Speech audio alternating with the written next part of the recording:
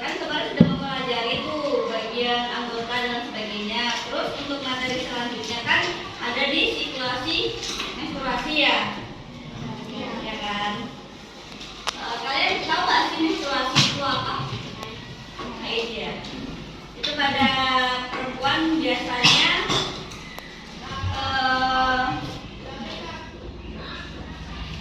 terjadi secara langsung berapa hari?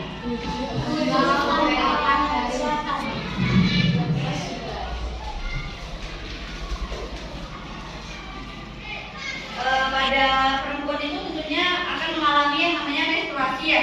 Menstruasi itu terjadi pengeluaran darah atau lendir dan sel epitel pada vagina ya. Vagina itu menstruasi biasanya 1 bulan sekali, dan menstruasi akan terjadi apabila sel telur tidak dibuahi oleh sel sperma ya. Sel telur itu dihasilkan dari apa?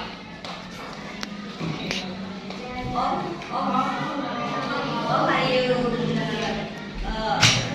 Ovarium yang tidak dibuahi sel sperma kan tumbuh dan menjadi menstruasi. Pada siklus menstruasi berlangsung selama 28 hari. Akan tetapi perempuan juga mengalami siklus panjang ataupun pendek ya. Pendeknya itu dia bisa kurang lebih 8 hari, dan untuk panjangnya itu biasanya 40 hari ya. Jadi ibu gambarin dulu ya. Ini penghapusnya mana?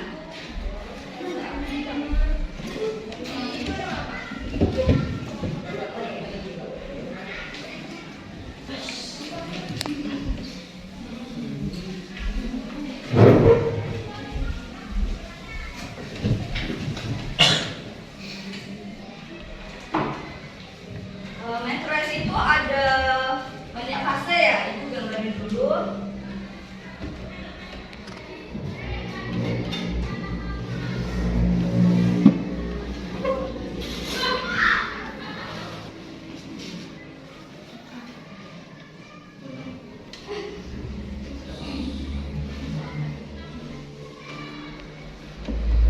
Fase menstruasi itu ada berapa? Kalian paham nggak? Udah paham belum?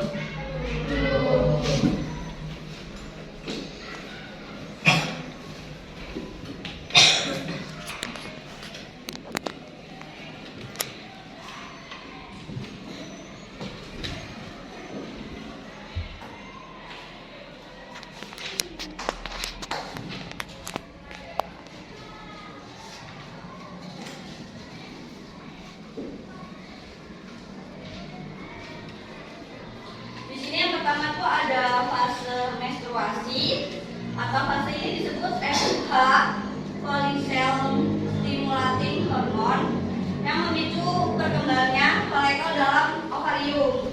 Hormon FSH itu adalah hormon yang dihasilkan oleh kelenjar pituitari atau hipofisis ya. Kelenjar tersebut terletak di otak bagian depan. Pas ini dinding rahim akan luruh dan menjadi menstruasi itu. Selanjutnya ada fase proliferasi, ada fase sekretori. Nah, beberapa follicle itu berkembang ya. Yang awalnya perkembangan menghasilkan hormon estrogen dan progesteron. Hormon estrogen dan progesteron akan memicu dinding rahim menebal.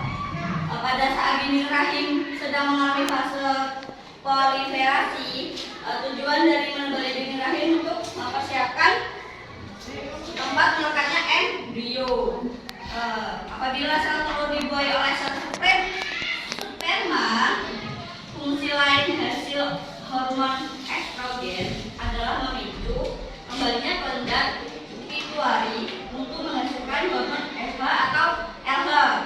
Hormon LH itu lutein binding hormon. Nah, hormon LH ini diproduksi meningkat secara mendadak. Nah, meningkatnya hormon LH ini akan memicu pengeluaran folikel yang lebih matang yang disebut ovulasi. Paham nggak?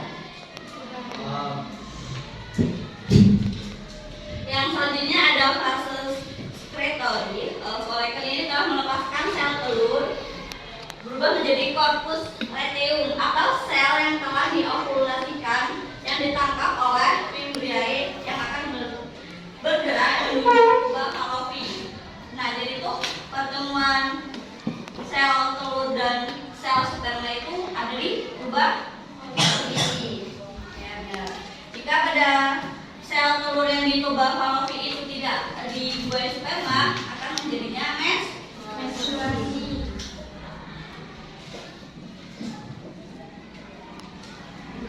Maka biasanya kalau tidak terjadinya fertilisasi atau sperma ke sel telur itu, maka akan dikirimkan sinyal tertentu pada morfus untuk memproduksi hormon estrogen dan progesteron. Nah, biasanya kalau udah tidak dikirimkan sinyal itu untuk hormon estrogen dan progesteron itu biasanya akan jadinya menstruasi. Paham? Nah, selanjutnya tuh ada materi fertilisasi dan kehamilan. Kalian belajar itu juga ya.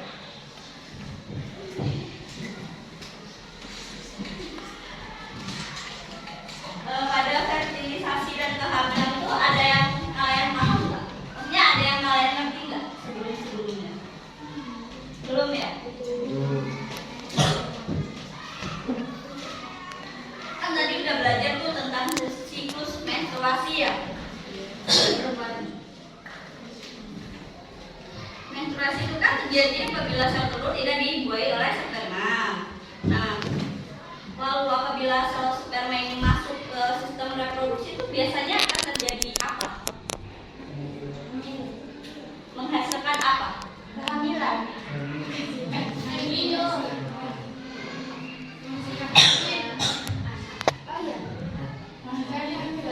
Ada lagi. D pertamanya. Nah, zigot. Ya. Nah, bergeraknya sel sperma menuju sel telur itu, bertemunya sel telur itu, bagian kepala sperma itu akan masuk ke sel telur dan akan menjadinya fertilisasi. Fertilisasi merupakan proses peleburan inti sel sperma dan inti sel telur, merupakan proses membentuknya zigot, ya kan? Nah, proses fertilisasi ini terjadi dalam kubah Fallopi. Tahu nggak gambarnya sperma itu seperti apa? Tahu kan? Nah, terus sel sperma ini menemukan lokasi sel telur itu ada beberapa mekanisme. Sel sperma dapat menemukan sel telur itu karena adanya senyawa kimia atau hormon progesteron.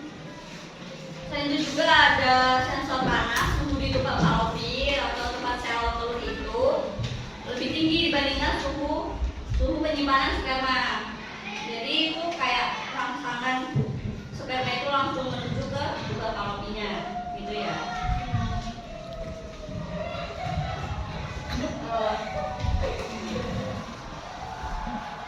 Kelihatan nggak?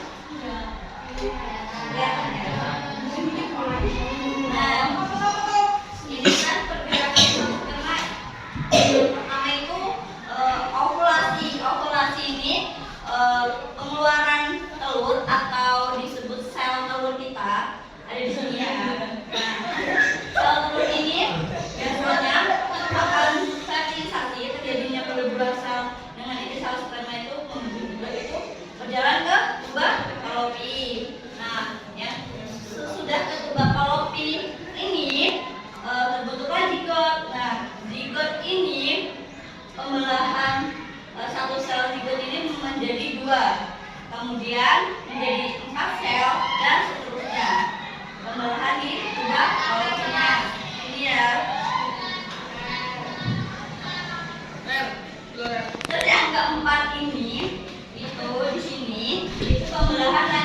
zigot untuk membelah sehingga membentuk gumpalan sel, biasanya gumpalan darah atau katanya yang berbentuk anggur belah itu di sebelah sini.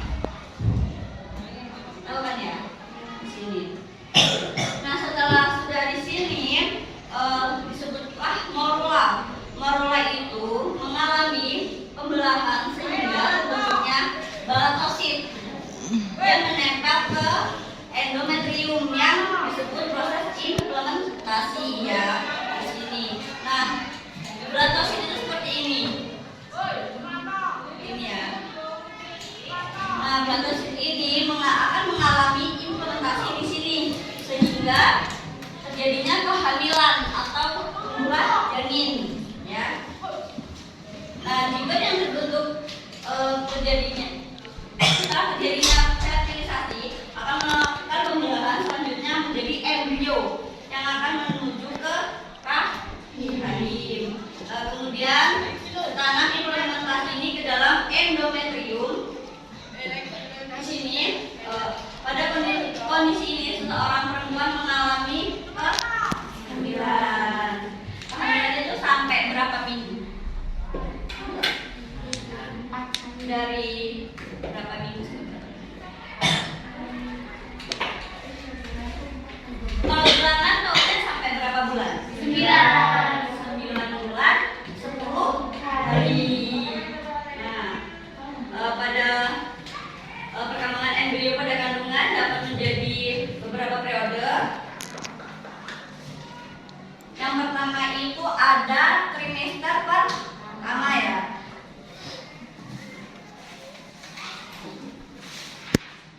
Trimester pertama itu 3 sampai 5 minggu akan dia berusaha membentuk organ-organ bentuk pada bayi.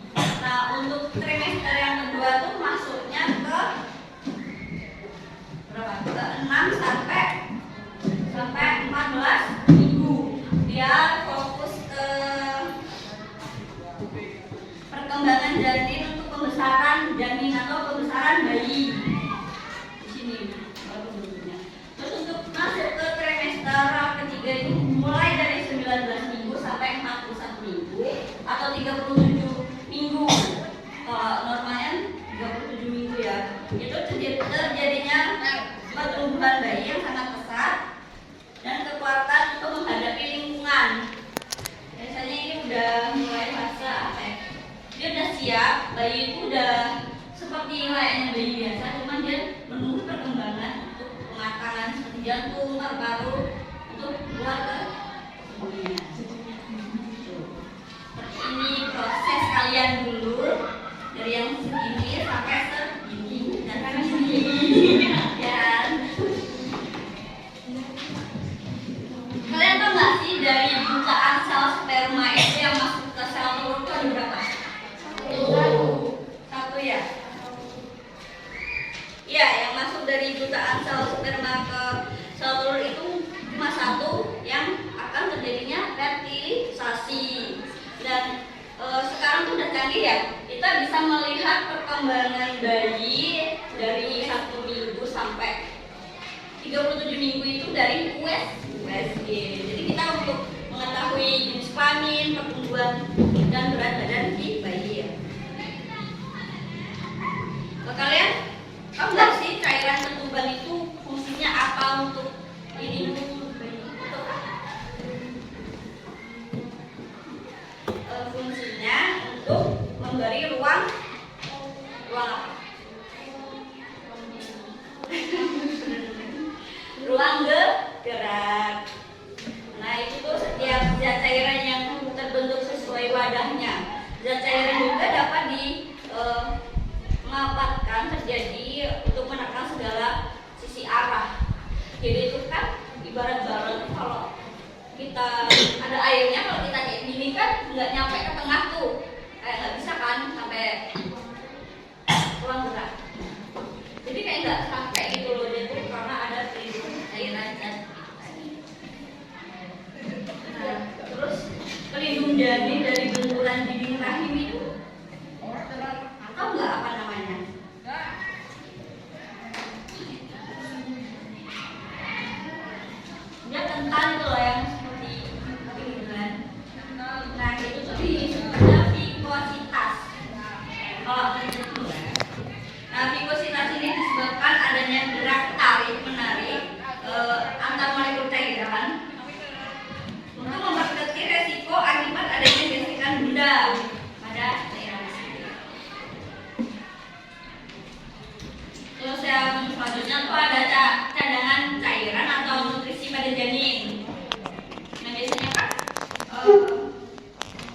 bayi di dalam juga kan butuh ya yang namanya nutrisi, protein, asam amino dan lainnya.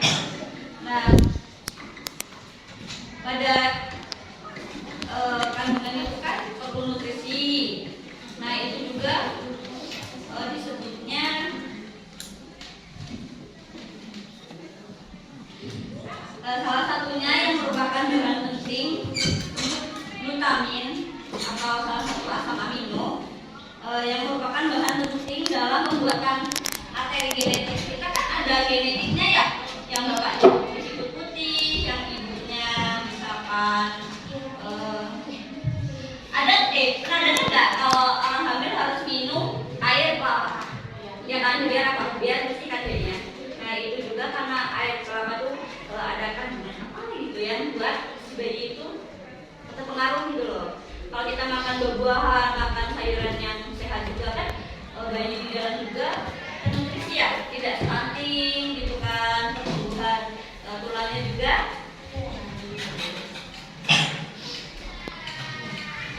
Nah, terus ada lagi, ada juga kan biasanya ada bayi yang lahirnya tuh apa namanya, prematur ya. Itu kan memerlukan inkubator. Nah, inkubator atau pengatur suhu alami ini kalau di luar kan pakai tabung, kalau di dalam di perut itu dia memakai cairan tunggal itu untuk mengatur suhu si bayi di dalam perut, ya kan? Paham?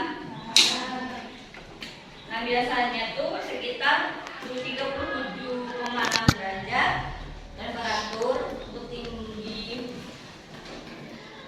suhu juga 0,5 derajat sampai 1 derajat gitu.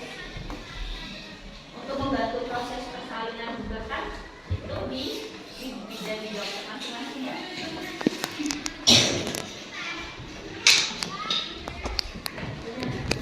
Kalian udah paham belum?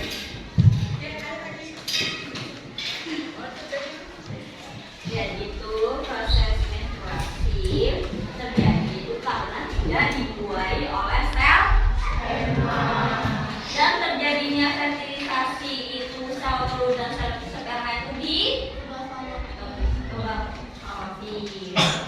Nah, jadinya sel sperma dan sel telur ini bersatu membentuk zigot.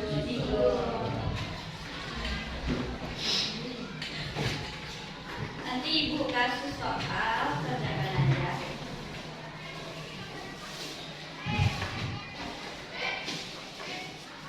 Nah, nanti ibu kan udah jelasin. Nah, nanti ovulasi itu tadi apa? Nah, nanti fertilisasi ini apa? Pembuahan apa? Dan juga kalau itu terjadinya apa? Lanjutan apa dan implementasi itu apa? Jawab sebisanya.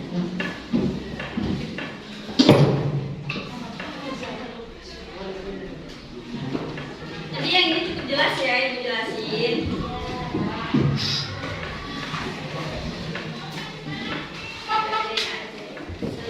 Ada berapa siswa? 28.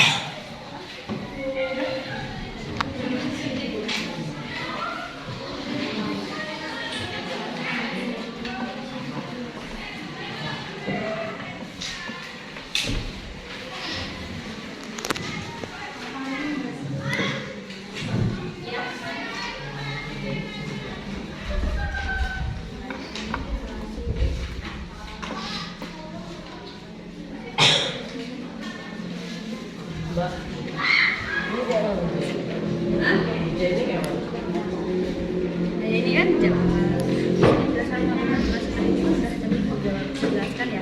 Terus sama istilah gambar ini value apa misalnya tadi udah jelasin fertilisasi itu apa, terus kehamilan ya, terus untuk pembelahannya itu di sini kan ada beberapa itu sel telur tadi hubungannya dengan sel sperma kan di sini di beberapa untuk membuahi dan terjadinya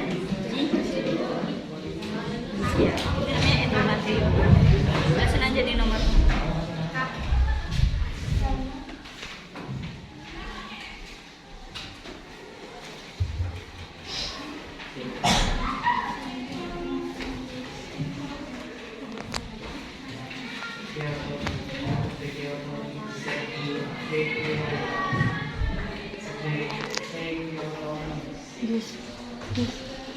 HP ini dimatiin dulu ya, aku lagi ngerjain loh, tapi kan udah tak sih.